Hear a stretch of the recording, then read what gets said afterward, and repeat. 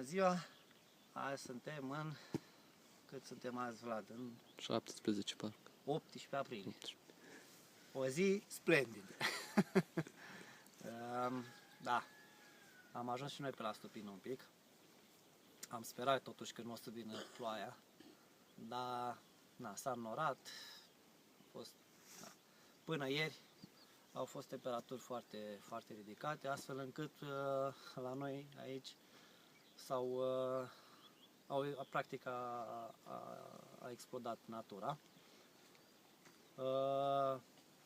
Corcodușul s-a trecut, au prins albinele bine corcoduș.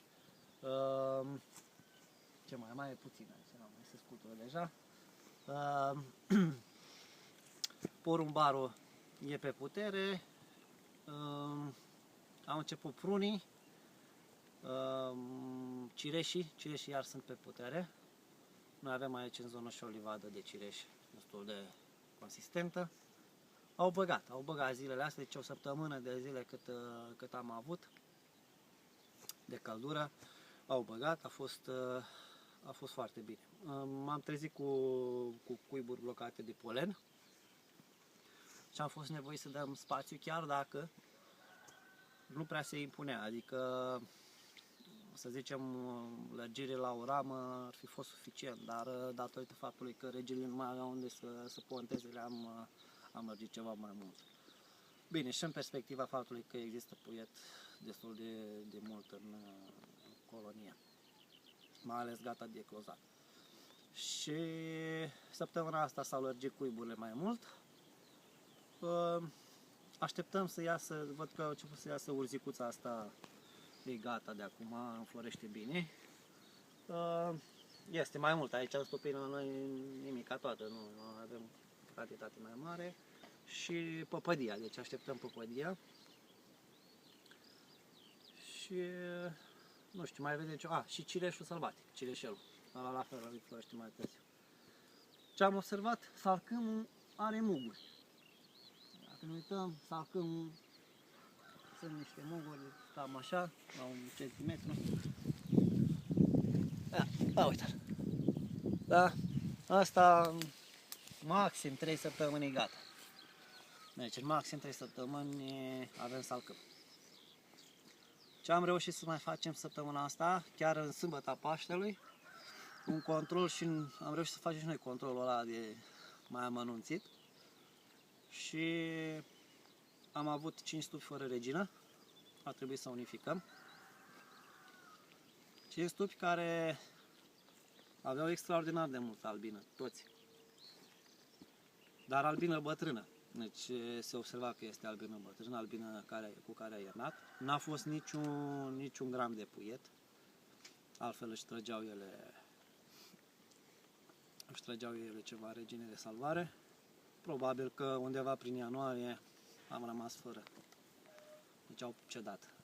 Au fost atât regine tinere de anul trecut, cât și regine mai bătrâne. De una singură îmi pare rău, că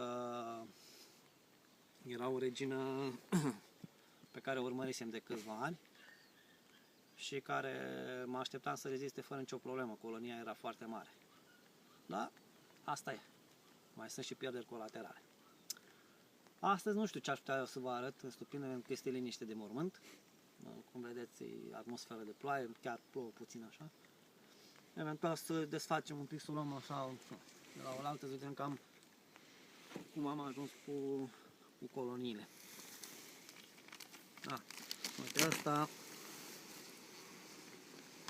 e chiar, e dus în 11 rame, dar tot așa în ideea că dacă ne uităm, el este plin până aici. Da? Deci în ideea că a ieșit culesul și au nevoie de spațiu să bage. Da? Deci el până aici. Ia să mai desfacem. Ziceam de... Mulți se miră cum de la ora asta nu sunt schimbate generațiile. Da, în momentul în care ai albină viabilă și albină puternică, albină care rezistă luni de zile, e normal ca la această dată încă să nu avem schimbul de generații complet făcut. Deci cel puțin, dacă să zicem avem 50% din populație schimbată. Deci mai durează până să schimbă generațiile. Drept dovadă, cei 5 stupi care v-am spus erau fără regină încă din cred că din ianuarie. Altfel nu se explică. Ăsta a fost dus în 12. Și crește făguri. Deja dacă se observă crește făgurile pe aici, da? Ia uitați. Ia uitați. Deci ăsta e full. Da. Sunt destui care au fost duși în 12, sunt și mai slăbuți. Ia să vedem pe ăsta din spate, văd care. Aici Vlad trebuia dat drumul la albină, ca să împingă de aici din față, să pingă în spate și să-l ajute mai mult. Bine, dacă ne uităm, el are ceva, dar slăbut. Albina e jos acum și mult este strânsă pe puiet. Da? Odată ce au ajuns la polen, vor trage mult mai greu proteicul. Da? Deci ăsta e un proteic care a fost pus înainte de Paști, înainte de călduri. Deci pe vremurile acelea groaznice și urâte. La început, dar după aia l-o cam lăsat. Acum iar, odată cu vremea asta urâtă, sperăm ca să le ia. Deja că se vede, el lucrează aici. Albina lucrează pe proteic. Da? La fel și în partea asta. Dacă ne uităm mai bine, la fel lucrează. Da? Bun. În 3 săptămâni de zile, eu zic că, da, e bine, eu sper ca săptămâna viitoare deja să începem să punem caturi la partea din ei. Mai facem egalizări, deci asta o să facem, pentru că mai sunt unii care au nevoie de ajutor. Uite, aici ai dat drumul.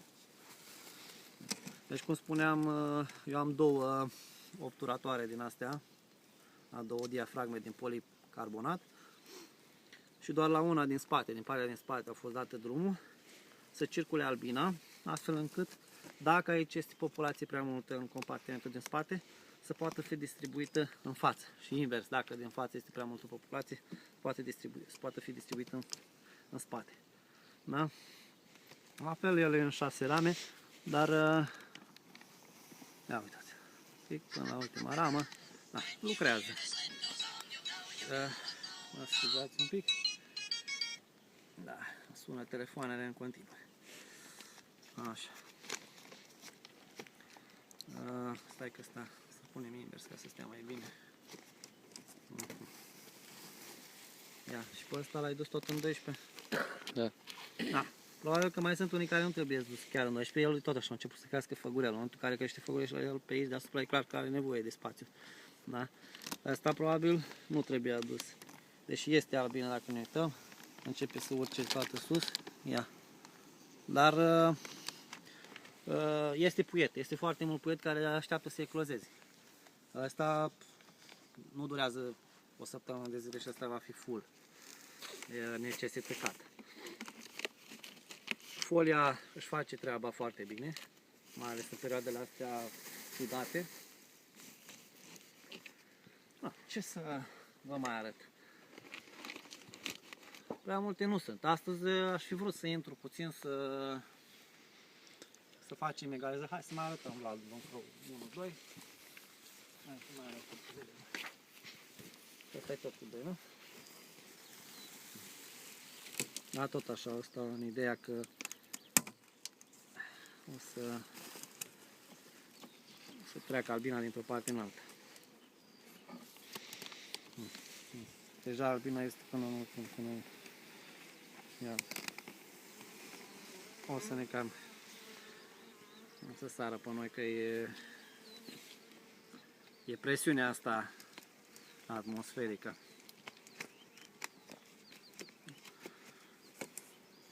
Așa. Ăsta încă e mai lăsat diafragma, ceea ce e bine. Diafragma este lăsată la 10 rame. Dar tot așa, având în vedere că este crescut făguraș deasupra aici, dar a început să crească, e clar că are nevoie de extindere. Da? Și puietul ce iese, e clar că o să mențină Asta scări.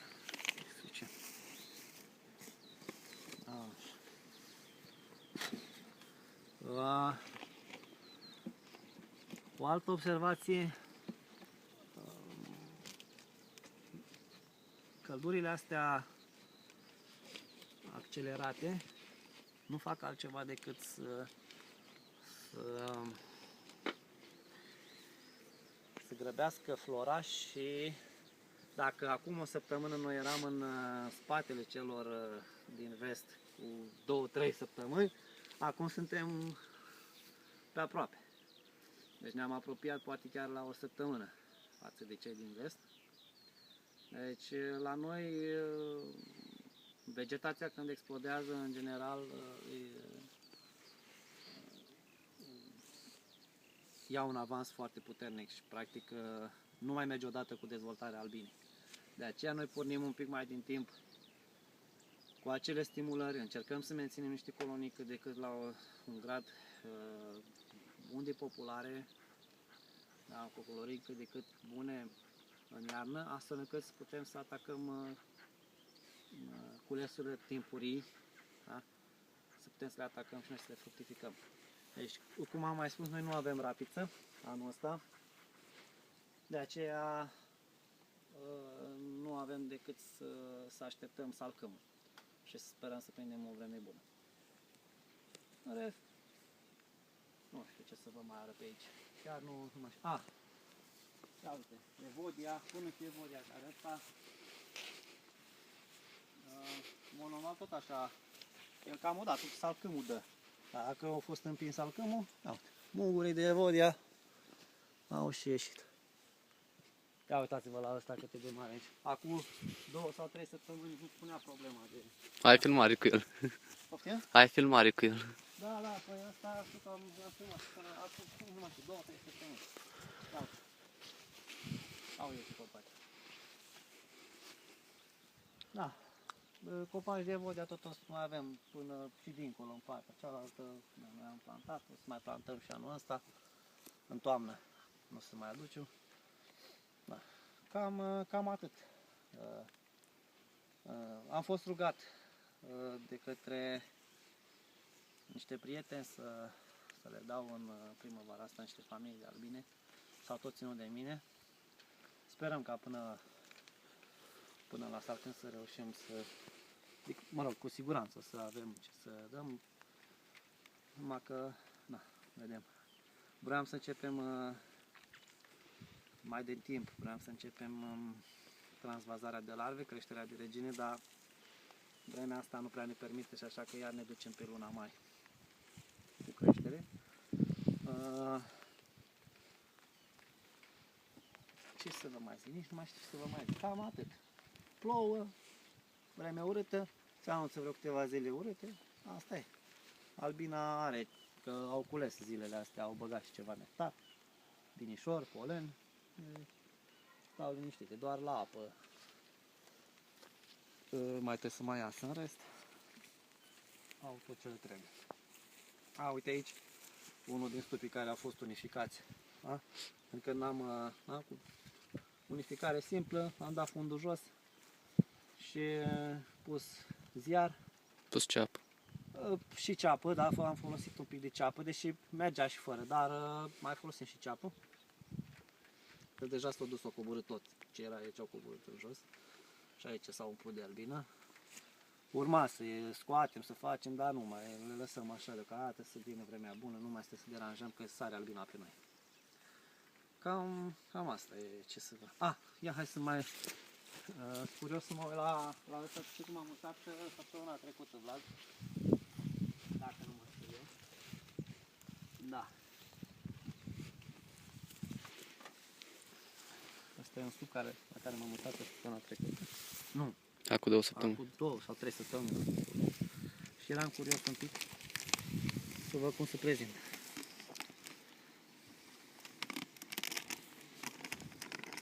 Crește făgurel. Da, crește făgurel. Aici, ia uitați, aici sus, dar și aici până în lateral.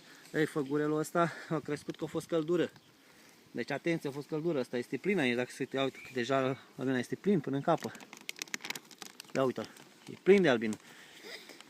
Ăsta, spre exemplu, la trebuia lărgit un pic, da? Trebuia un pic lărgit, la 12 rame.